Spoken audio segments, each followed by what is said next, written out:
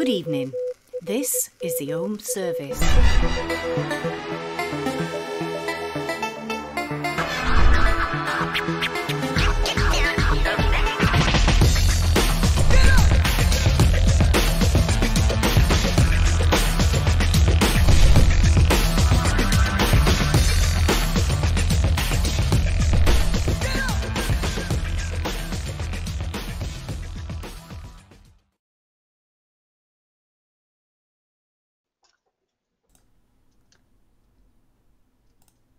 Good evening, good evening, good evening, good evening, good evening, and welcome. Welcome and hello to another edition of the Ohm Service with me, your host, SoulOhm Reviews, and Kris from Lethal Coils. We've also got our special guest in the middle now, Adam from GBV Nations. Good evening, everybody. Good evening, Adam and Kris. Good evening, sir. Hi, thanks for having me. Good evening, chat. How are we all? BFG, Matt, Jules, Smurf, Tanner, Goober, Grumpy Old Vapor, Lynn, Orion Bracers, Stuart, Jules, Huggles, JR Biker, hello, Kris Doyle, hello. How are we all? So, I think we've got everybody in there. Oh, we've got another guy called Lethal Coils. Good evening, Lethal Coils. Good evening. Oh, jeez. Bronco, Bill, Shane. Listen, I don't do this anymore. Bronco's just put Adam looking like a deer in the headlights. I don't do this anymore. So, how are we? Are we all right? JP, good evening. Are we all right? Wonderful. Yeah. Kris, you're very quiet. I am. I'm watching chat. I'm letting you do the whole intro thing, and I'm watching chat. Yeah.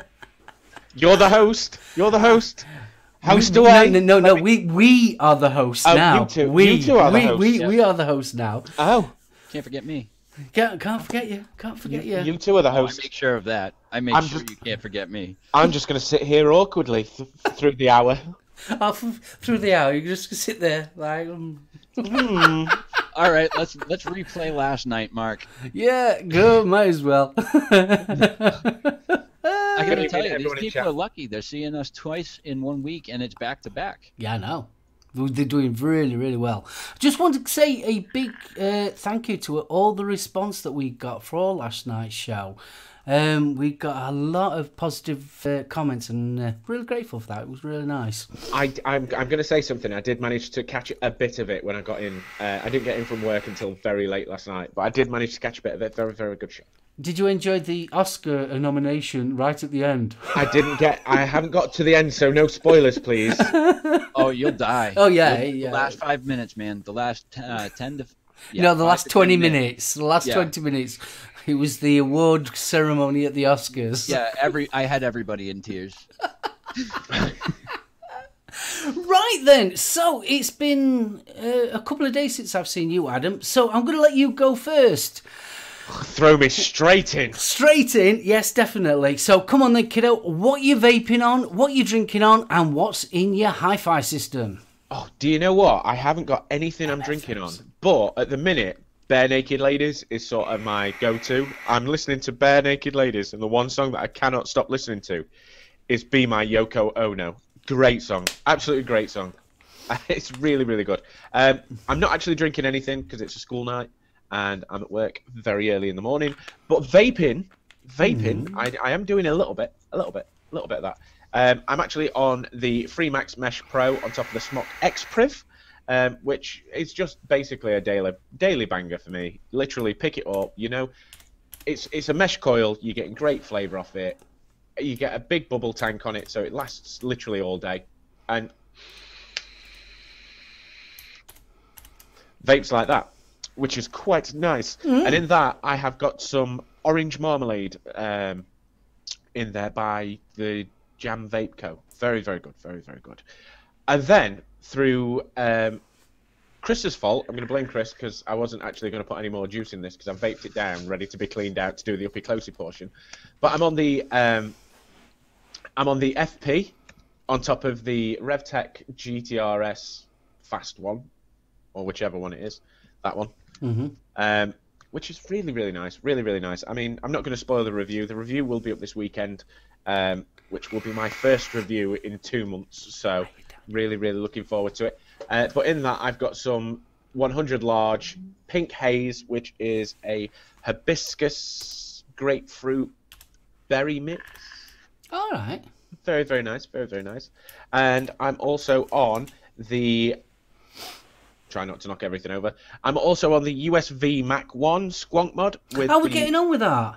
I love it. I love it. It's dual 18650, regulated Squonk mod. It's nice size. It's palmable. And the button placement's really good. The Squonk bottle's in a weird place. I was watching... I mean, obviously, I've seen your bits and pieces, and I've also seen Grim Green's. Would you concur with him about the light?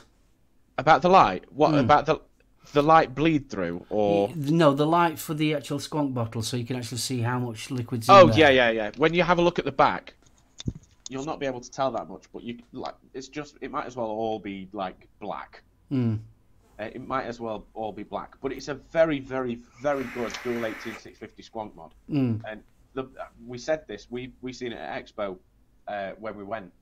The design of it is absolutely ingenious, because the way that they've got the bottle that sits in between the two 18650s is grand.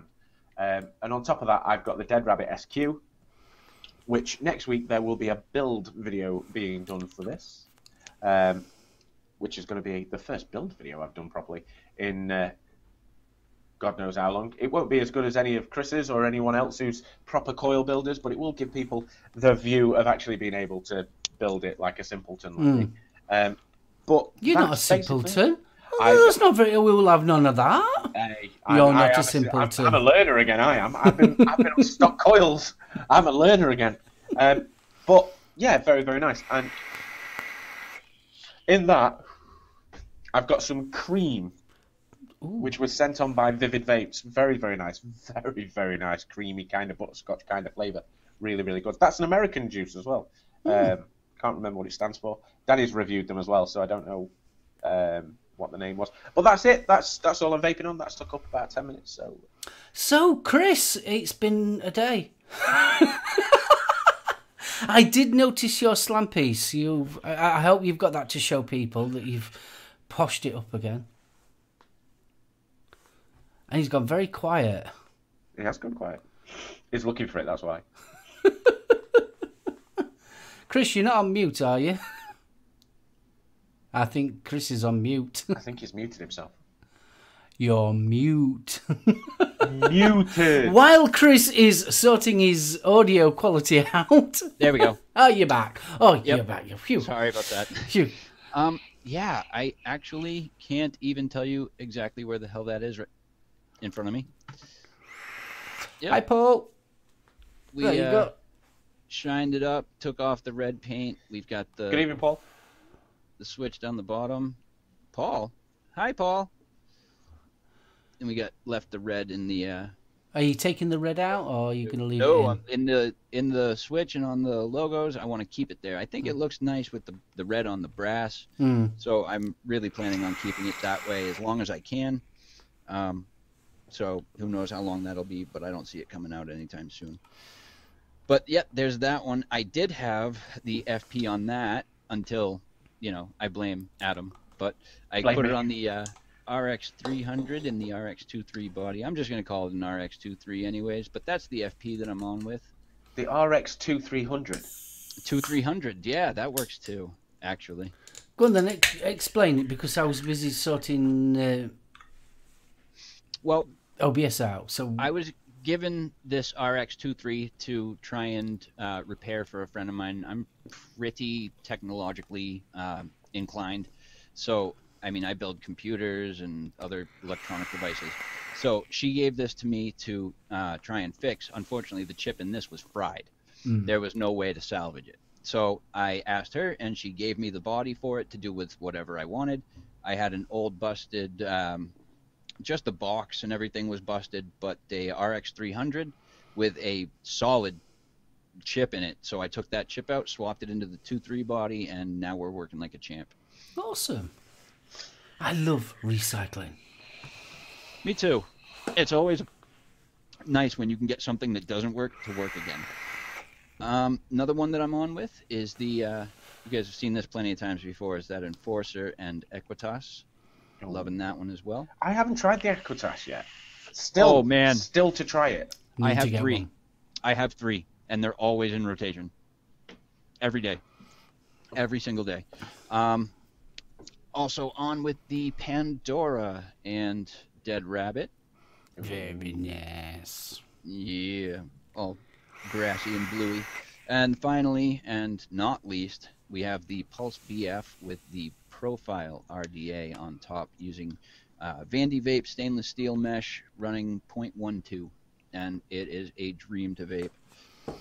And we must get one. We must get one. Trust me, believe me, we must get one. I want 2 or 3 more, to be honest with you.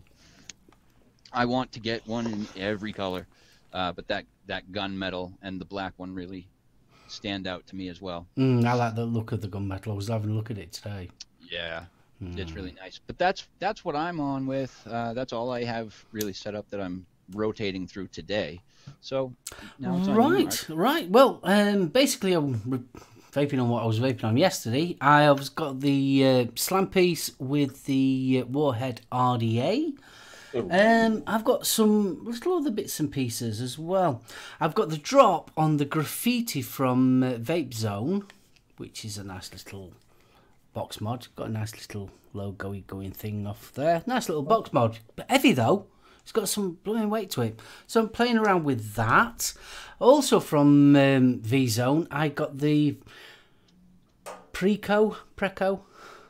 It's a disposable tank. Oh, look at that, huh? I know what you're on about. I've seen that about. Do you know something? I'm mega impressed. I really am. Good for the vapor. Is it good for the environment? We can go on that conversation. Well, I was gonna talk about that later on because there's another thing that's come in as well.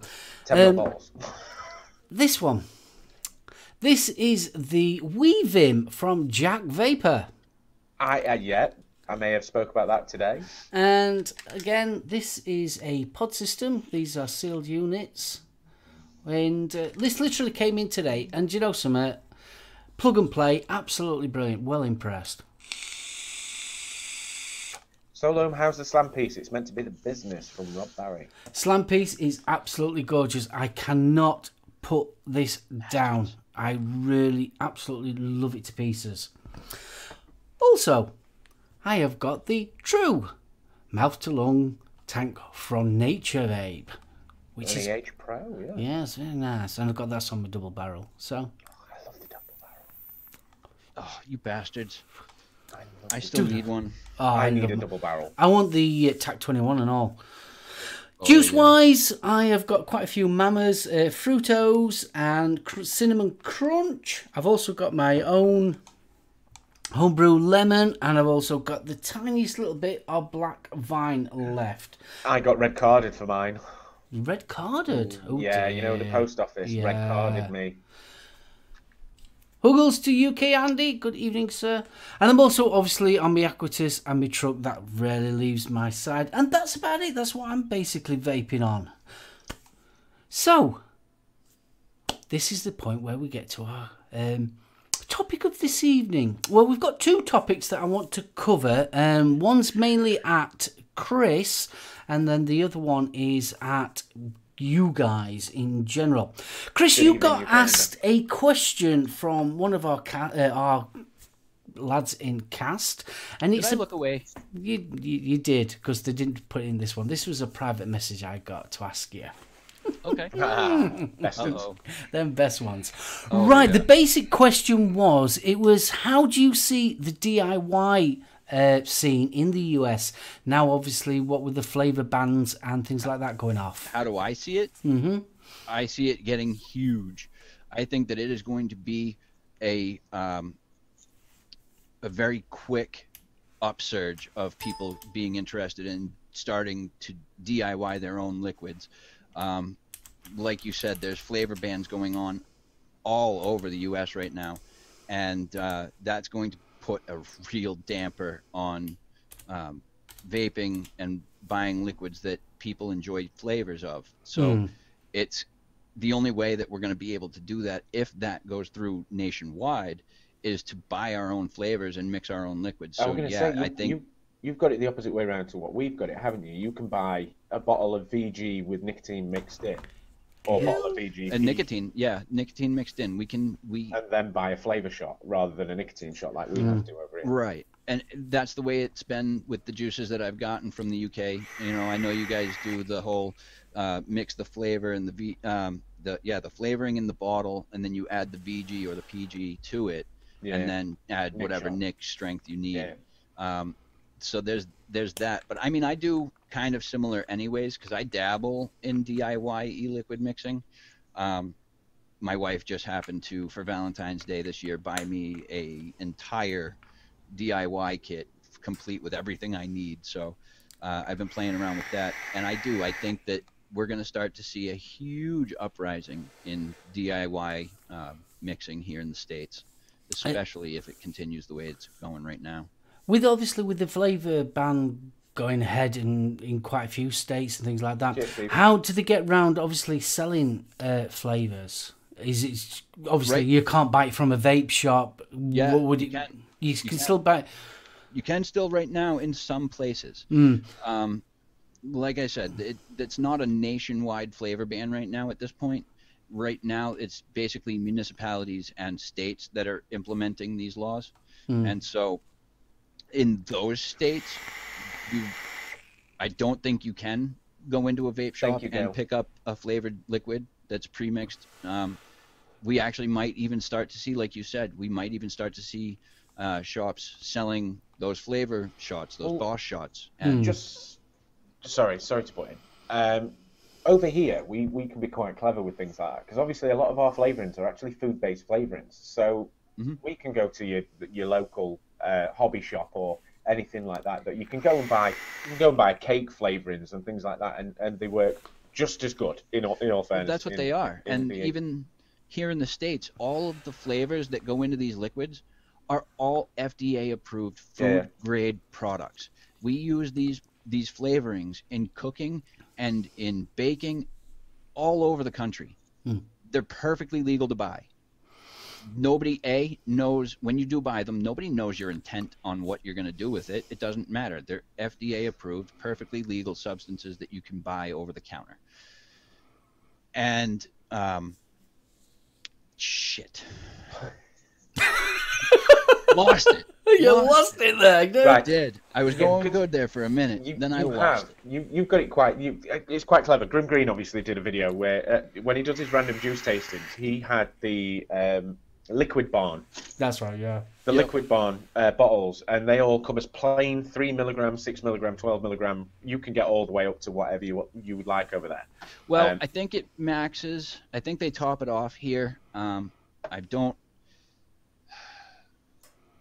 don't know what strength they cut it off at, but I know 50. That after a certain point, it swaps over to nic salts, at which point you get much greater concentration. You have 60 milligram nic salts over there, don't you? Yep. I actually have 35 in the Soaring Drop right now. I love my Soaring Drop. I got sent some pods from... Who was it now? Film? Film. They were 52. Yeah, I remember you having them as well. It's like, oh, jeeps. Honestly, one drag of that, and it was like, whoa, I think I have actually seen 70 milligram over in America, because obviously you've although it's quite difficult and it's turning a little bit more harsh over there, you've got it really quite. I wouldn't say easy.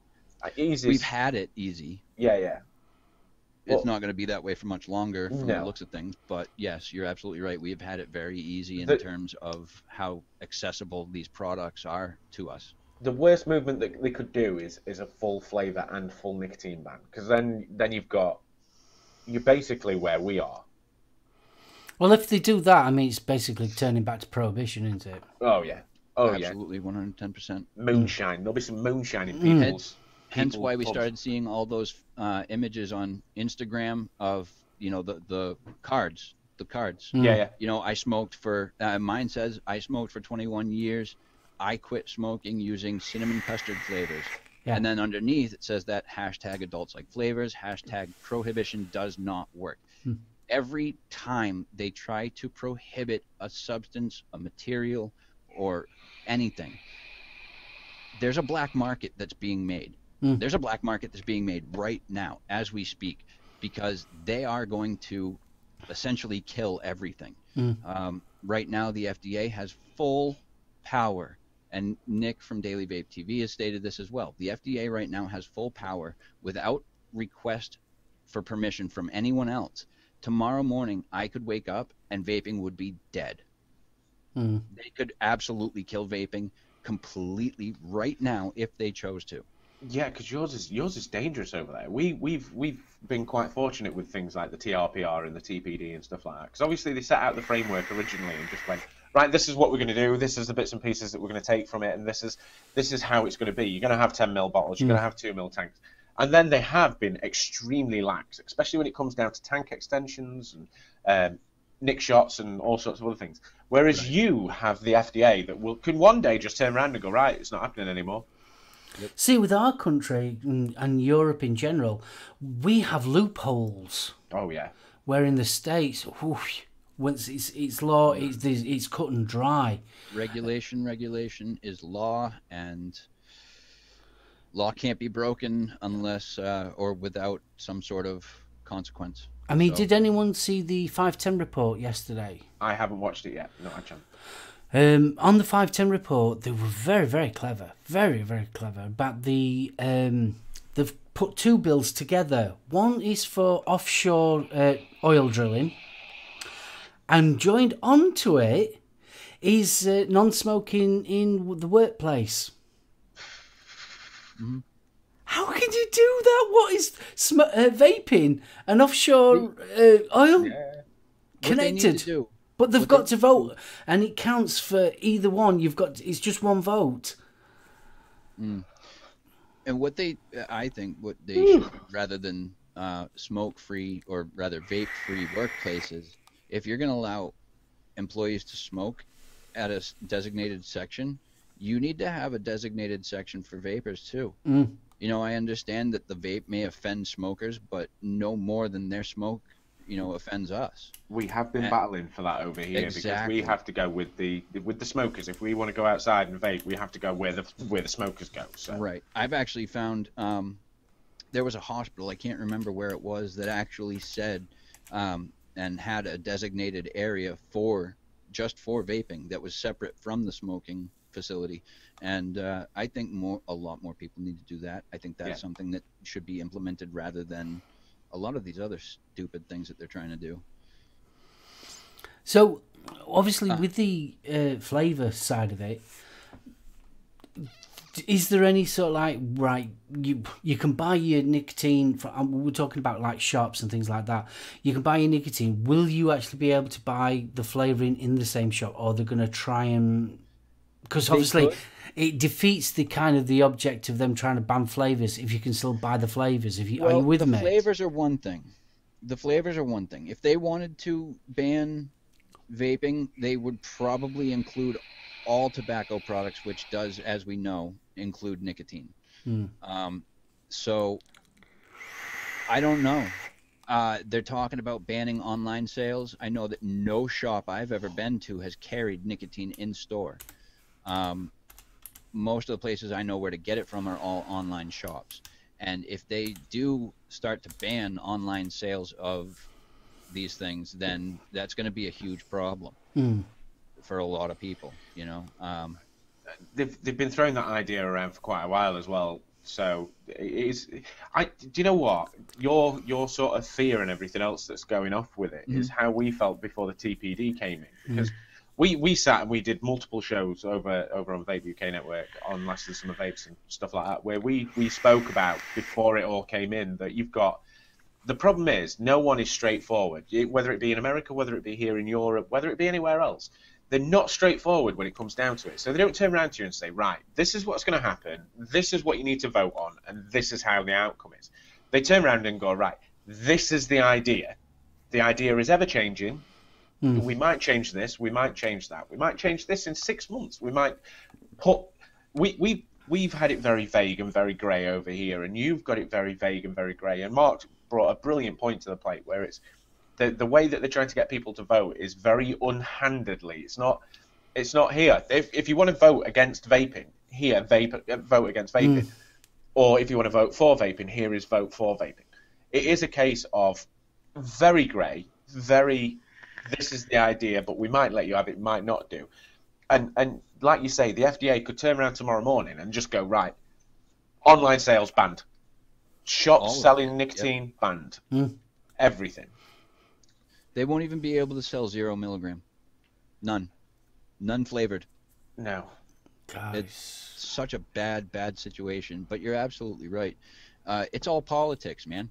Yeah. It really is. It's all about politics. They like to dance around the topic, dance around the answers to the topics, waste time and money and resources, and really support the big tobacco industry. It's really disgusting. It's sickening here in the States. Yeah, you know, you're beating around the bush. I'll say it properly. You know, they're looking after the people that are lining their pockets. Yep, they're going to sugarcoat it, and it's just going to it's going to line their pockets. You know? That's why they are so supportive of big tobacco. The revenue that we make here in the United States off of the tobacco industry is fucking disgusting. Yeah. It really is. My biggest issue, the biggest argument that I have against the FDA right now is, and you guys agree with it, I know you do, as do most other vapors, but you guys, the FDA has deemed all vapor products nicotine and tobacco products. Yeah. All right. That being said, they're trying to kill vaping. So my question to them is, if you're trying to kill vaping, you're trying to kill a nicotine product, you're trying to kill a tobacco product, why are you not letting anybody else know that cigars, cigarettes, snuff, snus are going to be staying on the counters? Yeah. Why is that a thing? Why are you not trying to eliminate all of these other tobacco products if you're going to get rid of vaping? We had it. Yep, Yeah. go ahead. We had it not long ago. Can you remember there was a story about someone having a vape in a car, and they had the moment it became USB connected to the car, the vehicle then becomes a tobacco product. Yeah. It went absolutely mad at one point with things like that. It was like, you're going to get banned. Everything's going to get banned. Even if you're driving in the car and you've plugged your vape in to charge it via USB, say you've got a stick or anything like that, it got unbelievably outlandish at one point. And that is. It's just one of them. I find the fascinating is a lot. I forget the name of it. It's something protect, and it's children. Adults for protecting children from vaping, and it's a load of rich women that are quite, well-to-do, have got together to create this committee, and they've created a website and all this lot, and it's all to protect the children and all this lot, and it's like. Yeah, okay. And you can see what's like the stuff that they've been putting up on the website that is not fact-based information, and it's mega out of date. Obviously, you've got the popcorn lung, you've got the formaldehyde and all that, and it goes all the stuff that went round about 6 years ago. Yeah, and oh god, antifreeze was the best one. I still say that was brilliant. That it's got antifreeze in that. You're gonna drown. You're gonna drown from smoking that. Propylene glycol is a main ingredient in antifreeze, and I'm like, so that doesn't make that ingredient inherently toxic. Yeah, VG was pumped into hospitals though. Don't forget. Yeah, as well. So the best thing about it, I mean, you look at all the products that are actually used in e-liquid. They're all FDA approved. Every single one of them. Every last one. All USD food grade products. The thing that we have over here is obviously you've got things like vegetable glycerin is used in cough medicine. You've got propylene glycol used in inhalers, you've got all sorts of other things. You've got food flavorings that you've got FDA approved, but we have them over here where they're government approved. No, I'm gonna have to look into it. But there's a thing. I don't know if you guys have them. There's a thing for sale here for when you're like sick, when you have a cold. Yeah. Vicks vaporizers. Yeah. They're like these big tubs. I'm going to go out on a limb, and I'm going to look into it, but I'm going to go out on a limb and say that there's probably a good amount of propylene glycol in that vape, you know? Oh, yeah. But I want to just mention real quick, Goober says that SoulOhm and lethal coils, liquid barn goes up to 12 milligram and then to Nick salts. And ID Voca says, I live in a country where sale or import of vape gear is not allowed. Black market is thriving. Scary. It is. We got another one from Subvapes was asking, what do you guys think to tobacco companies owning vape products? Shit, there we go. Yeah, kind of touched on this one on last Thursday. And basically, right, I tried discussing it, and we tried discussing it over the idea of if a big tobacco company owned, let's say, Smock, and Smock came to you and tried to get you to review the product, would you be happy with doing it? Because obviously there's a certain amount, not when you're talking about natural reviewers like we are, like multiple other people are, there's a certain amount of promotion that goes with that review, and it's not intended promotion, it's not advertisement, it's an actual thorough review, but you are giving that said company promotion by reviewing that product, by showing them pictures off of that we do on Instagram or on Facebook or anything like that. There's a certain amount of promotion. Now, when you look at it that way and you think, right, when I review said product, that's owned by Lambert and Butler, that's owned by Benson and Hedges, how would you feel? As long as the tobacco company was completely open and honest about, this is what we want to do, we're either in it to make some money or in it to stop people from actually smoking. If they were brutally honest with it all, I would have no issue whatsoever. Yeah, totally. Yeah. But when they sneak in through the back door and they keep it all quiet. Snakes, the lot of them. Yes.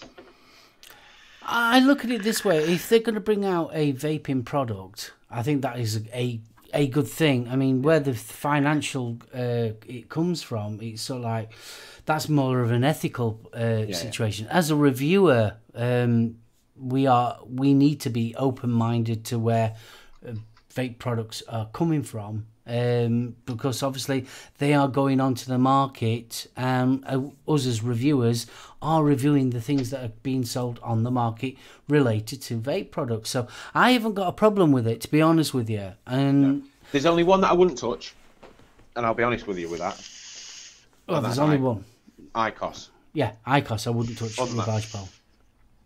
But saying that, if they brought out a vaping product, I would review the vape product. Yeah. But I wouldn't review heat not burn products because they are not vaping related at all. And I think I've said that plenty of times before. I don't think I'd be able to be honest with you. I don't think I'd be able to review a product that was manufactured by Big Tobacco. And the reason for that is that, I would be very happy if they just legalized vaping completely across the board. I'd be happy with that. I would be on cloud 9 if they allowed vaping but got rid of tobacco products, if that makes sense. The actual tobacco products, the raw tobacco products, the cigars, the cigarettes and stuff. I'd be much, much, much happier with them getting rid of the tobacco products and maintaining a vaping product. But that's not going to happen. There's too much money to be made. It's quite of a tough one, really, isn't it? It's sort of like it's a moral issue. It's more of a moral issue than it's sort of like anything else. That's why we IQOS that I'd be a bit funny with it because IQOS tried to release something that has obviously flopped over here. Asia is lapping it up like wano, but over here it's completely flopped. Now, PMI have now gone into the route of we're going to release an actual vaping product. That, for me, I wouldn't review that for the simple reason they've already tried to break it somewhere else, but it's a little bit sneaky in it. I mean, Subvates has turned around and said, so like, would I boycott the companies that was doing it? Well, that's like saying, right, I'm going to boycott Expo because ICOS and the gang are there.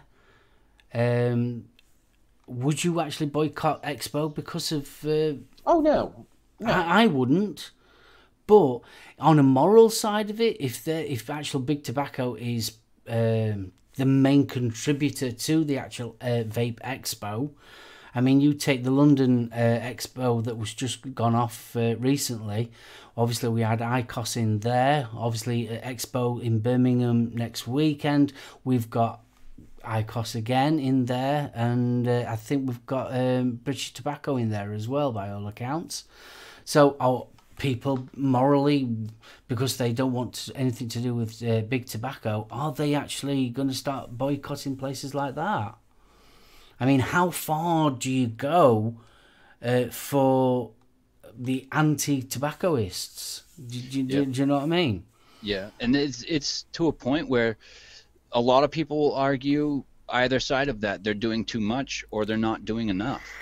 They're not taking that far enough for any logical explanation. You know, they want to get rid of vaping, but they want to keep Big Tobacco. It's not that simple once you start deeming all vapor products as tobacco products. It's not that simple anymore. But you're not doing enough, or you're just doing too much. You know, it's one of those. And let's face it, I mean, we don't know, even as consumers and reviewers, we don't know exactly the chain of events that created X product. We don't know if, for argument's sake, a big multi-tobacco company bought out that company that is still under the guise of just a standard vape company. The chain of events, you actually don't know exactly who's actually putting the money in to make that vape product that you've got in your hand.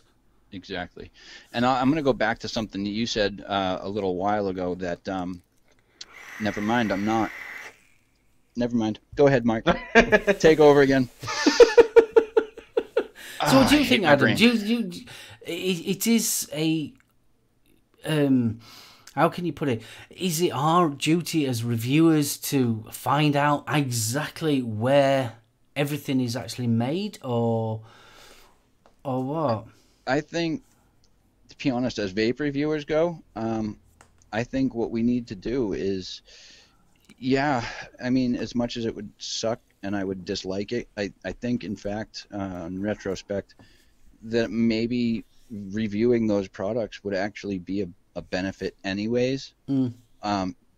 Because, I mean, that's really what our job is to expose and educate people on products and what they do, where they come from, who makes them, how they work, what goes into it, and it's our responsibility to give them as many of the facts as we can. And if our opinions are our own opinions. People are going to make up their mind on devices that they want to use anyways. It's just our review might influence them a little bit more towards one product rather than another. But that's because they're educated at that point, and that's really our I feel like it's our responsibility is to kind of educate and inform the masses. And that's really why Mark, I love you. I love you, Adam, all the content creators out there. It's all, you said it earlier, it's all a contribution to the community, whether they intend for it to be or whether they consider themselves a reviewer or an entertainer, no mentions of names. It doesn't matter, because they're all contributors to the community and the industry. And that right there is enough for me to have the utmost respect for you guys. Go on, sorry. No, I'm all set. Go ahead. There's there's things to be said about small content creators, big content creators, as long as we do what we need to do, which is educate, like you said. And that is the crux of a review, is to educate that person on that product. If they want to take that product, it's same as anything. You look at any review, if you're going to buy anything. But if we can educate and we can help, but there's also a second part of responsibility that comes along with that. There's not just the education of the product itself, the vaping product itself. There's also the education of what that product can actually do for someone. We've spoke about it multiple times, where the feeling that you get from vaping, after vaping for a few years, few months, few weeks, the difference in how you feel and stuff like that, and that is education in itself. To show someone that is big news. So. Absolutely, and that's really one of the biggest reasons why on my YouTube channel, when I first quit smoking for the final time, I'm at, what, 6.5 months now, almost 7 months, and when I started from day 2 making a 30-day vlog of the first 30 days of quitting smoking. Yeah. And how it affected me on a day-to-day basis. At first, I started doing it, once in the morning, and then once at night, I would do a recording and put it up on the vlog. And I like to think that it helped a little bit to the viewers, just to give them a sense of, we've all done this before. We've been through this. We know it sucks, but you can do this. I think that it's really encouraging to see somebody else's story and how they managed to go through the same things that you're dealing with right now. Yeah. And so you're absolutely right. I think that's a big thing. I mean, VH has just put in the chat there. My views on this, I said this in my Blue Ace review. There is the way that vaping scene is going. As long as they use coils and e-liquid, I class those as e-cigs. Yeah. Agreed. Absolutely. Agreed. I do. I agree with that statement. I don't agree with the FDA considering it a tobacco product. There's no actual tobacco in any of our products. There is nicotine, which, yes, as we know, is an addictive chemical, but it is non-cancerous. So I don't see the issue, but I don't like the fact that they classified it tobacco product, but he's absolutely right. It's only the same as that, isn't it? Right. Every box we get has that on it. Oh, yes. This product contains nicotine, which is a highly addictive substance. But on some of them, it does say on the bottom, this warning only applies once the product has been filled with nicotine-containing e-liquid. But it is still that sort of stupid warning. Yeah, it is. And they look at it exactly the same way with, like you said, branding everything as a tobacco product. But you know what that is? That's one of those loopholes that they're looking for. Yeah, and that's what I was going to say. Just wanted to show this. Gail's just actually messaged me this one. This is quite interesting. Imperial Tobacco. They run Blue E-Cigs, My Blue, Dragon Knight, and a load more. Cosmic Fog. Japan Tobacco International, Logic, E-Lights, Bloom. You got, I'm not even pronouncing that, Hubo International Holdings, V2 Cigs, V2 Pro, OCB, Vapors 2 UK. And then you've got actually, there is loads of actual tobacco companies. I'm not going to read all them lot. Thank you, Gail, for posting that. So you would be actually quite surprised how many tobacco companies actually make e-cigarette or e-cigarette products. So obviously we're already doing it without us, like I said, probably without us even realising the actual situation. But I like generally most people, me personally, it's an e-cigarette, and an e-cigarette I think should be reviewed. Really? Absolutely. Vapor products do need to be reviewed in any capacity, whether it's, a pod system, simple e-cig with a battery and cartridge, or, one of my mechanical tubes. They need exposure regardless of who makes them. And that's the real moral dilemma that I have, is because I don't want to. I don't want to put my hands on a big tobacco product, but it does need the exposure. People do need to know about it. And so that's where being a reviewer is sometimes very, very difficult, to leave your own personal taste in vape out of it. Go on, Adam. You've brought something there that's just sparked a little idea in my head. Oh, yeah, I know. But right, Light bulb. but light bulb moment, complete light bulb moment. Light bulb. Right, you've just said a brilliant word there, exposure. Right, exposure. I'm not exposing myself. No, I'm not either. I'm not on this show. This isn't my show. But After show. exposure is a big thing, because what happens is with exposure, right? The thing that's needed to get any kind of exposure, not just good exposure, not just bad exposure, but any kind of exposure, is money. Now, one of the things that all of these big tobacco, little tobacco, medium tobacco, UK tobacco, USA tobacco, and everything else have got behind them, big pharma, is money. Yeah. Now, I'm not saying that this is a good thing. I'm not saying this is a bad thing. I'm not saying this is an indifferent thing. But if these big tobacco companies are walking in and buying up these little companies, such as Vape 2 and all this, who we've actually reviewed for before, and we didn't know they were big tobacco. But if all of these big tobacco companies are actually going in and buying them out, there's a part of me that says that may be a good thing, because what's going to happen is the exposure levels will go up. But whether we like to admit it or not, big tobacco know what they're doing. We advertise it.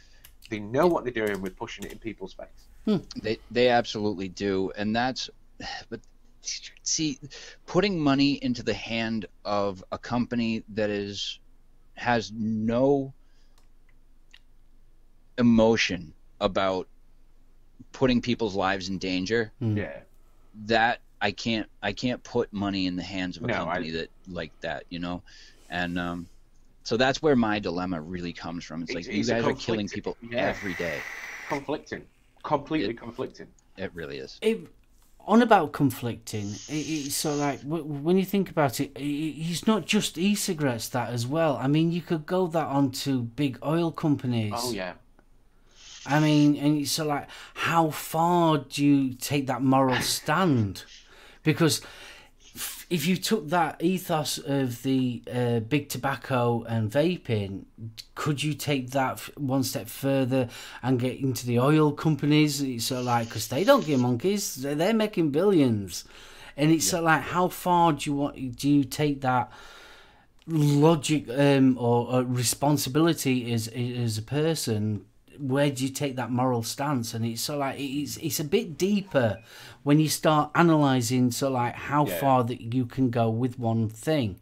It's so like, well, okay, I'm starting right from now never to have anything to do with a tobacco company, but then you've got these other morals as well. It's so like, where do you draw the line? Adam, yes, where do you draw that line? Right.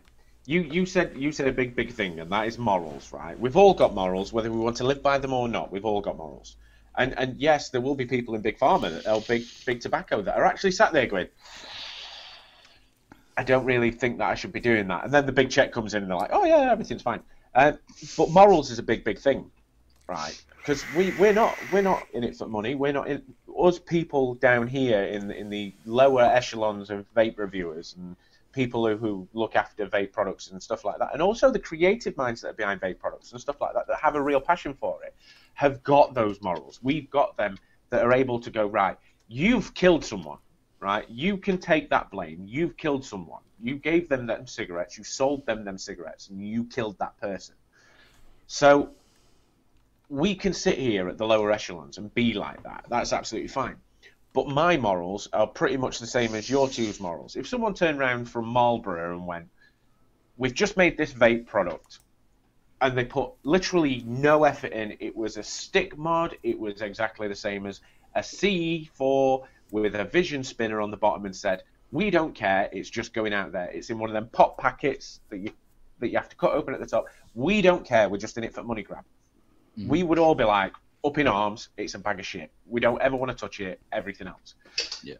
Yet if they released a 200 watt mod that now does perfect temperature control, and they've got a design team behind it and everything else, it's sort of like, you have to look at the idea behind the brand, rather than actually coming out and going, right, this is a blister pack that you can pick up and it costs £3.80 or $4.60 or anything like that, and they don't care and they're literally in it for the money grab, then yeah, your morals say to you, don't bother.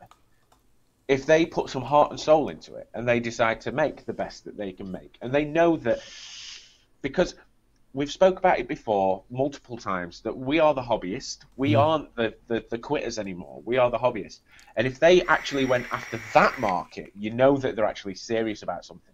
Let's say Marlboro came out tomorrow and brought out a £600 or $500 or whatever mech mod with all of the mods and cons on it, with everything. You know that they're going after a niche market that's not the biggest.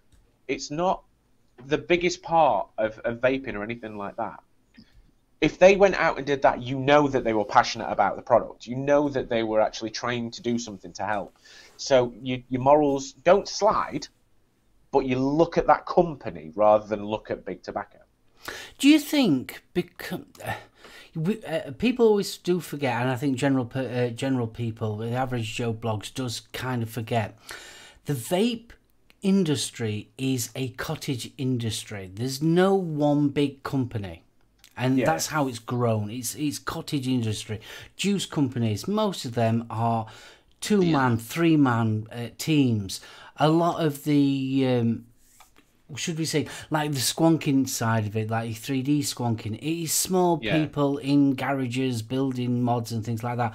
And I think because we've sort of like got such a impact on the world in whole, because of how vaping hasn't been forced down anyone's throat or anything like that. Vaping has become through word of mouth. It's not been forced by a government. It's not been forced by a health company or anything like that. It's grown organic from word of mouth.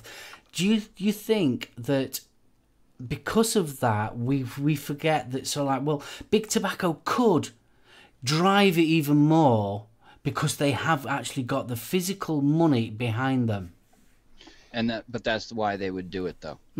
Yeah, I got to tell you, that's why they would do it. They're trying to kill all of the companies that are out there so that they can capitalize on the market and make even more money. I don't know if you guys remember when the first flavor ban that I heard of was commencing here in the U.S. It was in Sacramento, California, or San Francisco, California. Yeah.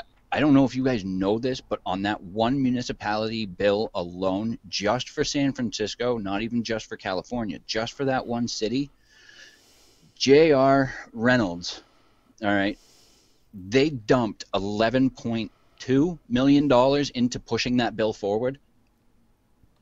They're not doing it because they give a damn about us. They're doing it because they want money. Yeah. That's exactly why. And that's the biggest reason that I stand against big tobacco to no extent. But for me personally, how far I take that is exactly kind of what I already just said. You can tell he's angry, can't you? Because he's got fly swat. I mean, the fly swat came out there. Did you see that? Whoa. I can agree with you wholeheartedly, because like you say, you have it slightly different to us, and that's where the sort of I wouldn't say conflict or anything like that happens, but because you have it slightly different, you have got such a money-driven government and everything else. We have someone who doesn't really care, and the health service is behind us, which we are incredibly fortunate for, because we have all that sort of backing. But if we had a small, a British tobacco company come behind a small vape product and actually put heart and soul in it, it'd be slightly different for us, because we haven't got a government that would be like, right, we're going to lose $11 million in 5 seconds. So I suppose that's where.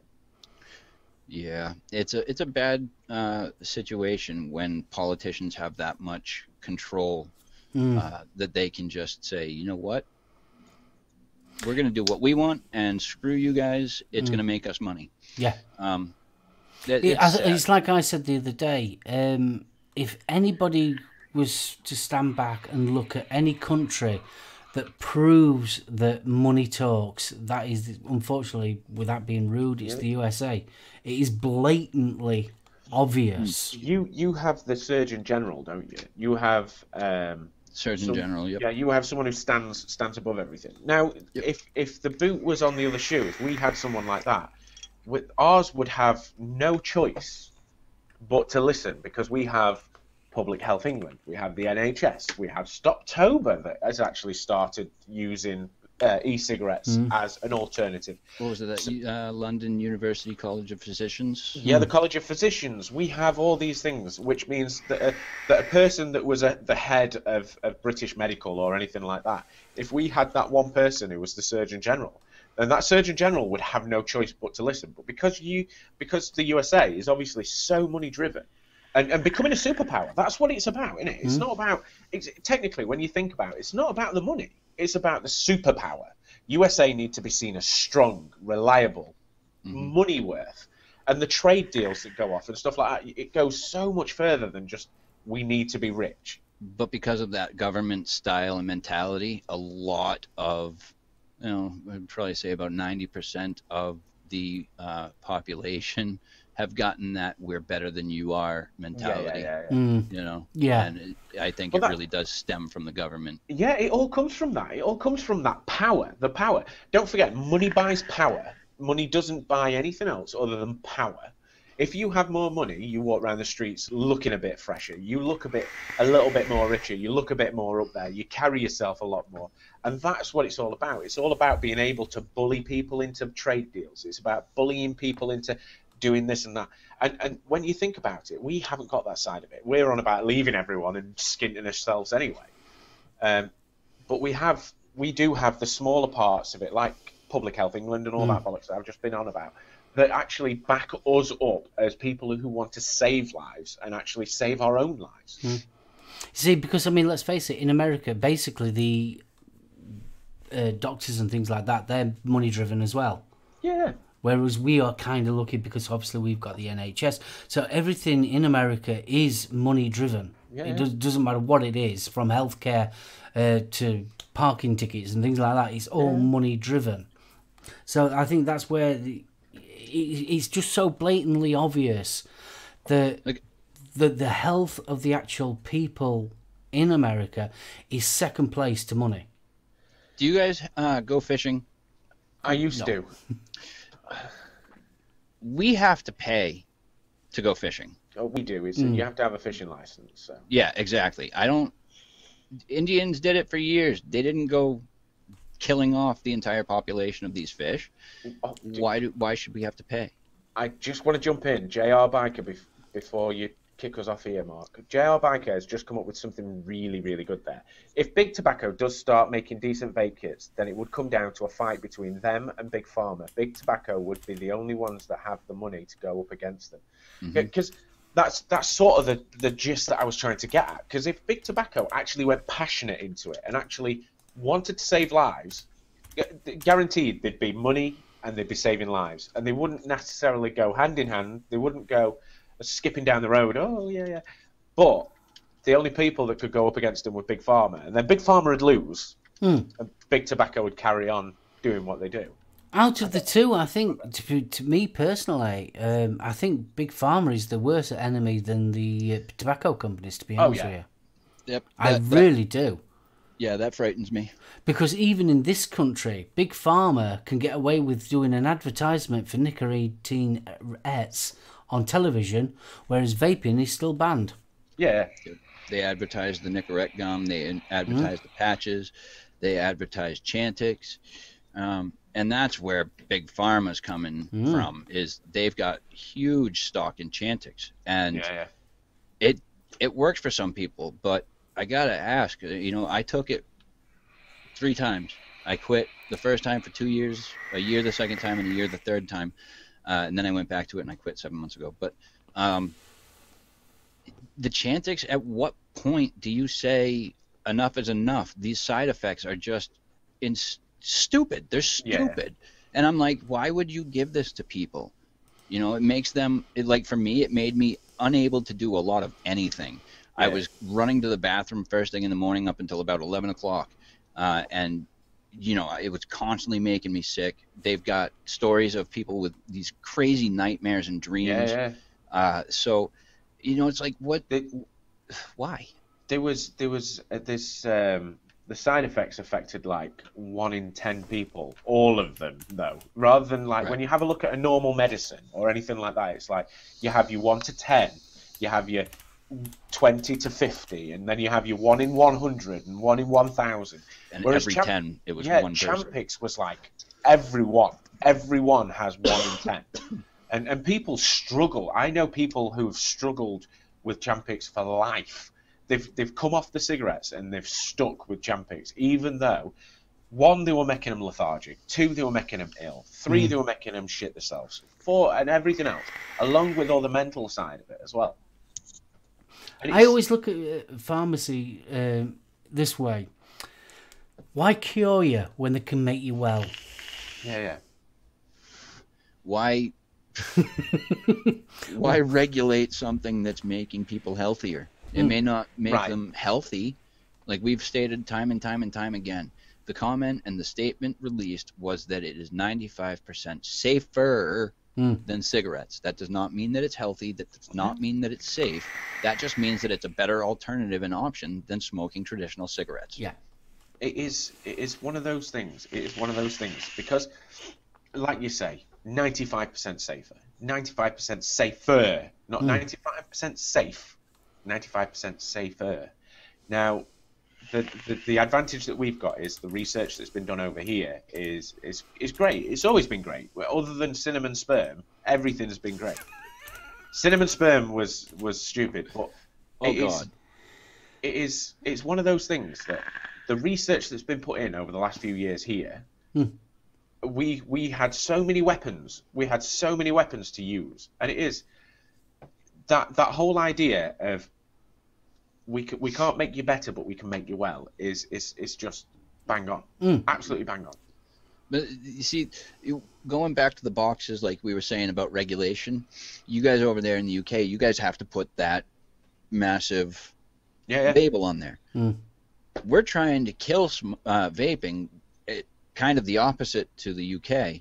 We're trying to kill vaping, but our US boxes have no such label.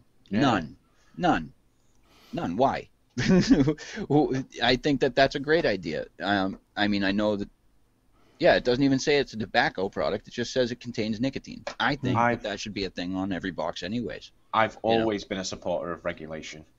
Everything should be regulated. To a point. To a point. It should be regulated to a point. It shouldn't be made completely inaccessible for the entire population, you know? And I know that's how you feel too. I'm not just nailing you on that. I mean, let's face it. Especially from the US side of it, it seems to be like they're running out of ideas to condemn vaping. And I think now it's sort of like they're getting to the thin straws of, it's the flavours now. I mean, it wasn't long ago. I mean, let's be right. It wasn't exactly long ago that everyone was saying, we want closed systems.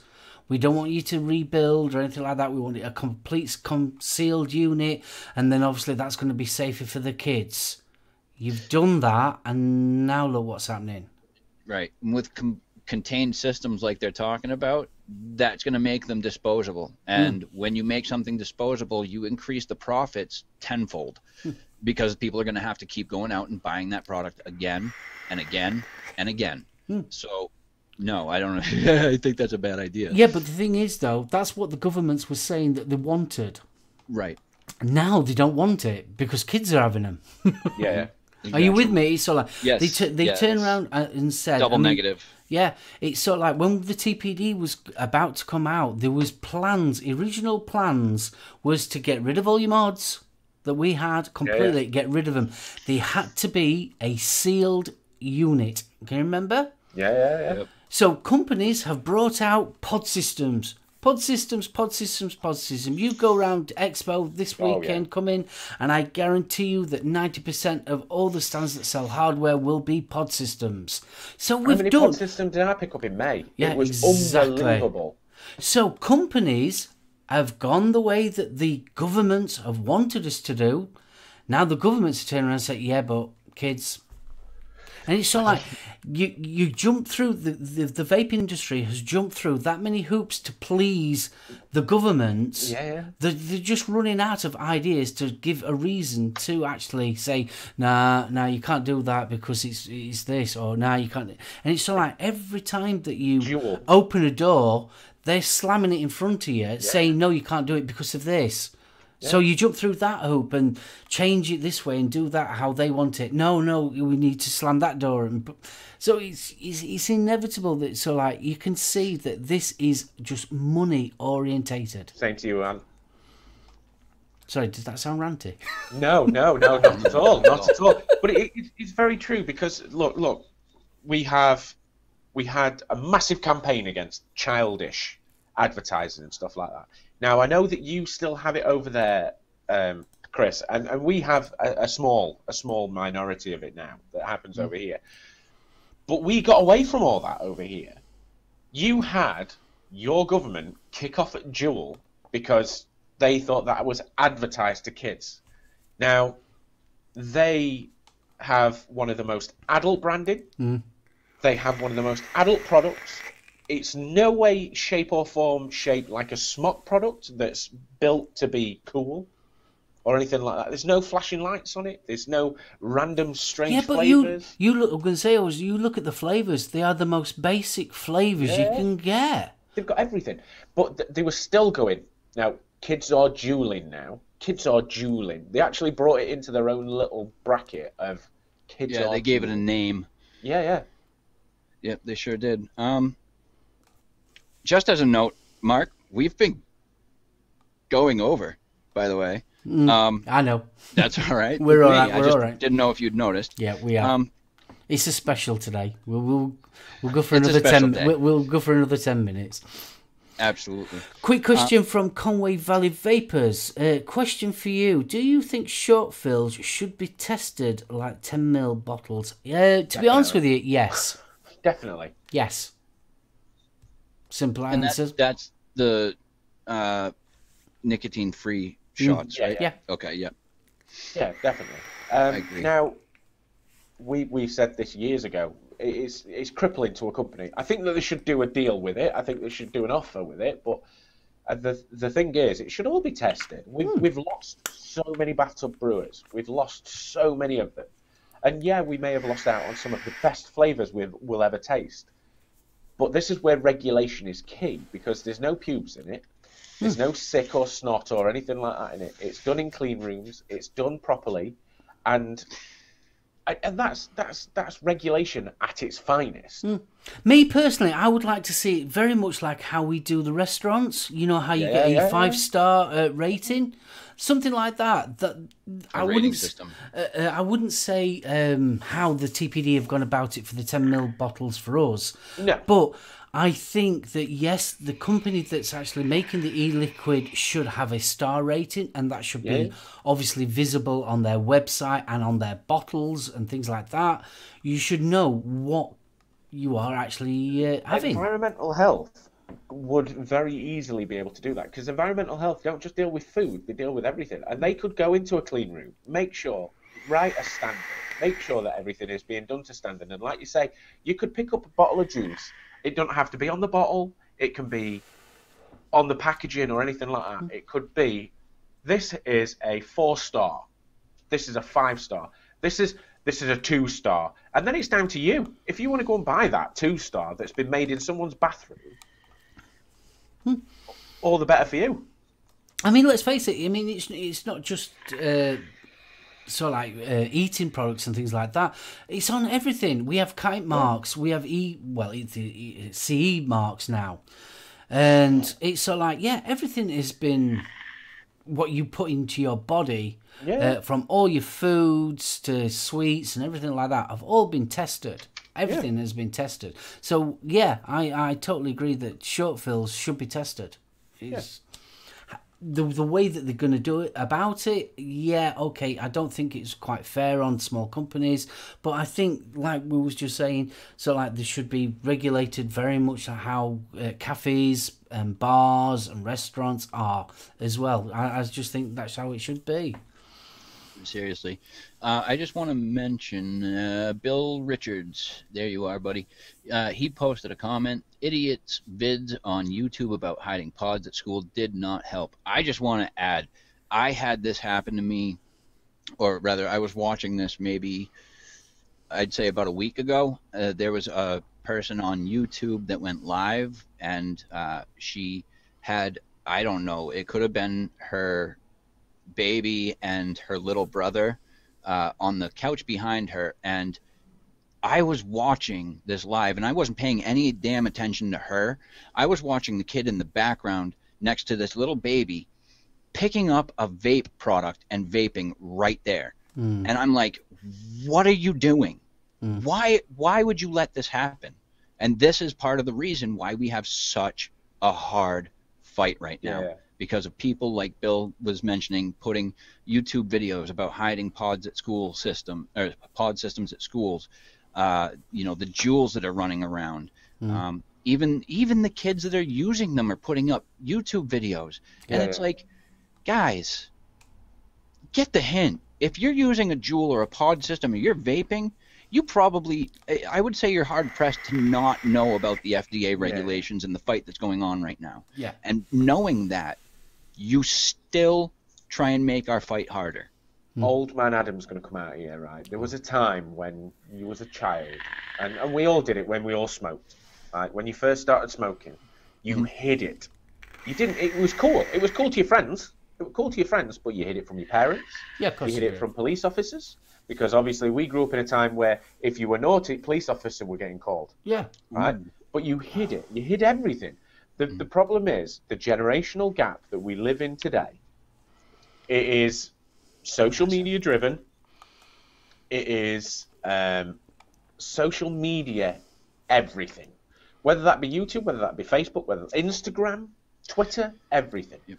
And it's cool to be seen on there doing something that you shouldn't now, rather than being seen in that secret little group with your friends on a top wall of school or in a park or something like that. Because alcohol. It's exciting. Yeah, exactly. Alcohol and things like that. What we all did when we were youngsters. The generational gap has changed now. So if you imagine, if you take it back 15, 20 years to the generational change, this all comes about again. If this was happening 15, 20 years ago, we would be sat there like that. Oh, yeah. Vaping. Yeah, of course you would. It's just changed so much, and that is what makes it so much harder. But that means that we're scrutinised a lot more. Going back to the dual debate, the FDA and the USA government watched their Instagram, they watched their Facebook, they watched their Twitter, because if anything remotely childlike happens, or any remote, if they ever got caught with an under 18 person following them or anything like that, they were on him. They were on them completely. It doesn't even matter. Guys, I'm going to wrap this up with one little bit of information. At the present moment in the United States, they have the lowest rate of child smoking. Just let that one sink in for a second. They have the lowest rate. So we were going to leave this one. It's now 8:15, guys. I'm going to start wrapping this one up. We can carry on this conversation next week, if you would so wish. But just want to give Adam, thank you very much for coming on. It's awesome to have you back in the community, kiddo. I am so chuffed. I'm chuffed that you're now going to bring more content out, and you have got a little teaser for the people. Do you ever sit at home and think, I'm bored, I like a bit of vaping content, but I don't want to watch it, I want it on in the background, I want to listen to something, I want to have it playing over my mobile phone while I drive home, I want it connected to my Bluetooth speaker while I'm driving home, or anything along those lines? If you are, all I will say in this little teaser is you may be part of the Ohm Nation. You may be part of the Ohm Nation. If you are part of the Ohm Nation, keep an eye out across all social media, along with maybe channels and things like that. But all I'm going to say is keep an ear out and become part of the Ohm Nation. We will leave it at that. Right, I'm going to wrap this one up. I want to give a big shout to everybody in chat. Kris, over to you if you want to say your goodbyes. Well, thank you for joining us, everybody. This was a great first episode to be a co-host on. This was fantastic. I actually really enjoyed all of the in-depth conversation that we've had here today. I hope that, I do hope that next week we can continue this. This was a lot of fun. So, that's about the goodbyes that I have. Bye, guys. It was a pleasure being here. Adam, do you want to say ta-ra? Ta-ra. Ta-ra. Thank you for having me on. It's been great. It's been awesome. Thanks ever so much, guys. Kris, thank you, and I'll see you next week. Guys in chat, I just want to give the Spanners a big shout out. Thank you, guys, for looking after us. Obviously, we've got Jules, MF Vapes, we have got Orion's Braces, BFG. I think we've got Kris as well in there. I think he's in chat as well. So the Spanners want to give you a big thank you out for looking after chat as well. Right, we're going to get off. Obviously, you know what show's on after us, so I will leave you all to it. Thanks ever so much, Kris. Thank you so much, Adam. And thank you, guys, in chat. I'd just like to thank God. And always, please, think of the children. Just super quickly before you get rid of us, people are trying to guess, and all I'm going to say is it's not just me. No, it's not just him. Good night, all. Take care. Bye.